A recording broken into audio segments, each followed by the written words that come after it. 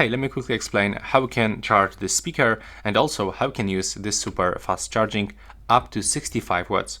So first of all, if you want to recharge this speaker, all you have to do is just to connect this cable straight into the USB-C port, and the second end of the cable have to be connected into some kind of the power supply.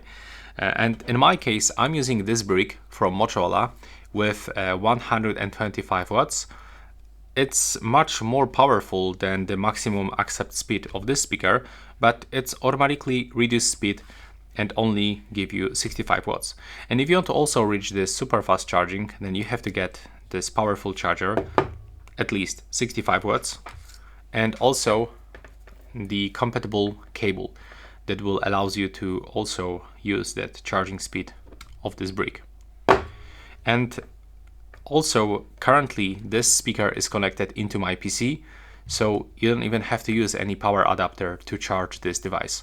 So that's actually up to your preferences, how you can charge this device. If you want to use fully speed, use powerful adapter with compatible cable, and you will reach super fast charging.